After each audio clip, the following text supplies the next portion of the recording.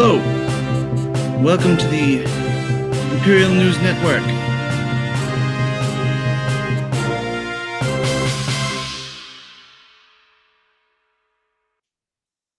Hi, so I was going to do a big intro, but I lost my script and had to find it. Sorry, we'll start in a moment.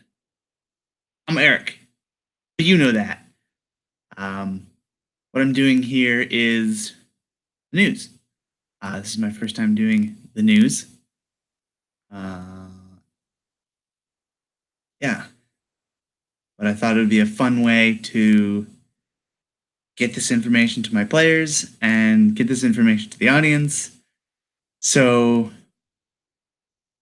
here we go. Welcome to the Imperial News Network. I'm Fatimah Mazin, here with your 6-month summary for the first half of the year 3201. This broadcast is made possible by viewers and sponsors like you. Hadad has once again been swarmed by mysterious creatures coming from an unknown source. This is the second time in as many years that these humanoid monstrosities have appeared on the planet, and everyone is asking why. Their primary targets have been manor houses, though that is likely due to the proximity of which they have appeared. Unlucky nobles have been attempting to deal with the mutant menace, though many lines have been destroyed, including that of the prestigious Flintlock family. Queen Elizabeth XVII is still missing after the first attack and presumed dead. As of yet, no heir has been decided on, much to the dismay of the House of Lords. More news on military matters include the invasion of Crake III and more recently Sowry Major by what is thought to be a Kralis fleet. This is the first time the reclusive race has been acting in this manner. Their primary targets have been military, however, we are not without large civilian casualties. Nearly 5,000 non-combatants have died in just a few weeks. Pirate activity has been increased in the Triton system as the Vargan government falls to the new fallen empire. But fret not, citizens. The pirates have since agreed to a surrender after a battle with the Imperial Navy. Many of the pirates are going on trial for their crimes, though a considerable number have been pardoned in exchange for military service in the region. This marks the end of a war started by the Vargan Republic over Iapetus Station early last year. Speaking of which, the Iapetus Station, named after the sanctuary world around which it orbits, has declared itself independent governance. The former Vargan governor of the station, Angela Hernandez, has made claims of neutrality on all fronts, including that of her homeworld's attack on the Imperial Station, of which she now lays claim, and her appointment by the Vargan Republic to the position of governor of that station. This contentious claim of independence from both Varga and the Empire has yet to be refuted by any established bodies. However, her governance as statehood has not been recognized by any either. In related news, the Church of Latter-day Saints has increased their humanitarian aid campaigns on Pelisol after the discovery of male reservations on the planet's surface. President Agatha Nussbaum of the Vargan Republic is set to have her trial for crimes against humanity later this year. Furthermore, Apostle Jebediah Holmes plans to expand humanitarian aid to the people of Jarada. Apostle Holmes is the leading member of the Latter-day Saints, not currently restricted to their quarantined homeworld. While he is not returning to the planet, he is in talks with the Imperial government to begin construction of a new space station around his old home to serve as an aid distribution center. In economic news, the Shadian Corporate Republic brings order to the system of New Zion, unifying the separate states under one united government. Their efforts have mainly been focused on bringing stability to the people of Atlas, helping their new citizens return to a normal life after hive attacks took several of their cities. The Corporate Republic hopes to alleviate fears of Atlas becoming a second Jarada. Fanqui shipyards took the stage these past few months, as many of their workers went on strike. Factory workers, shipwrights, and even the security force have collected under a common cause: the famous shipyard and largest producer of ships in the sector, has been forced to shut down by the strikes and has sold off the majority of their assets to other corporations on the planet's surface. The move is unexpected, but has given protesters for workers' rights hope for a better future. The new Yellowstone Defense Force has been disbanded after it failed to stop a terrorist attack by the Ackland Pleasure Society. The planet's largest defense bureau, the New Yellowstone Intelligence Control, has taken over a large number of their responsibilities.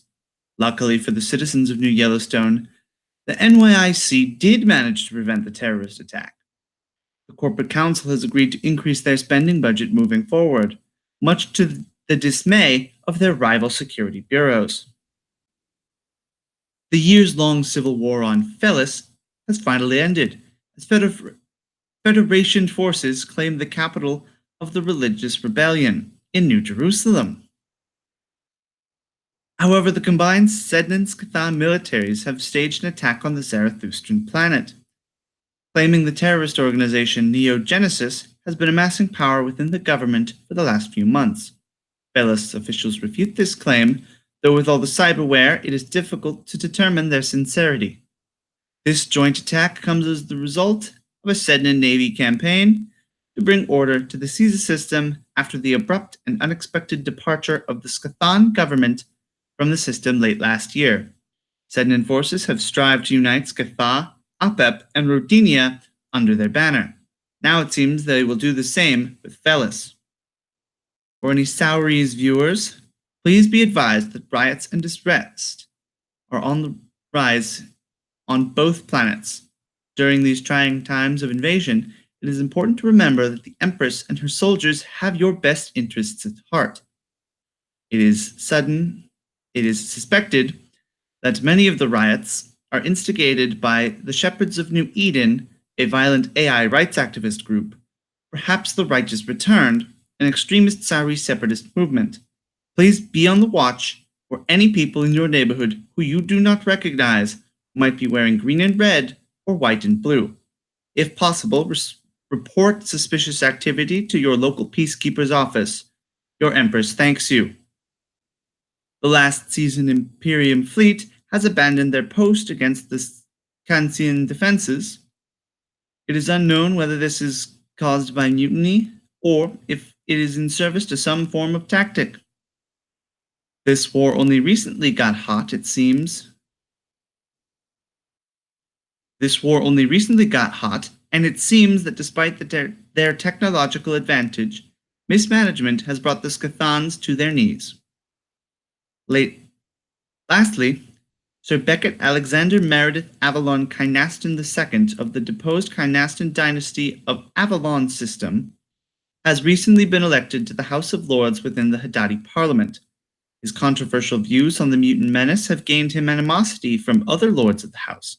However, he is a favorite of the people, some of whom see the mutant attacks on their lords as inspiring. That is all for the 6-month summary. Make sure to tune in next month when we have a new batch of stories for the monthly review. I'm Fatimah Mazin, signing out.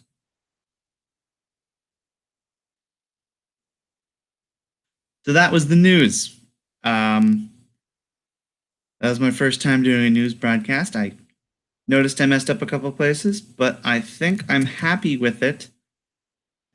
Also, don't know how to edit. I'm doing this on Google Hangouts. So cool. I had fun. I hope you had fun. I think I'm going to do this not every physical month, but every in-game month.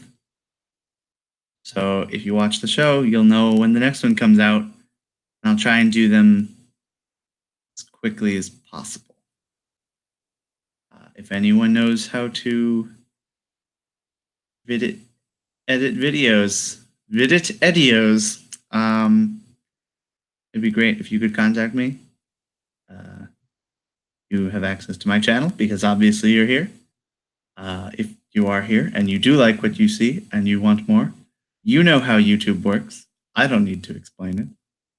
If you don't, Literally watch anyone else's videos. They will explain it to you. I'll see you the next time.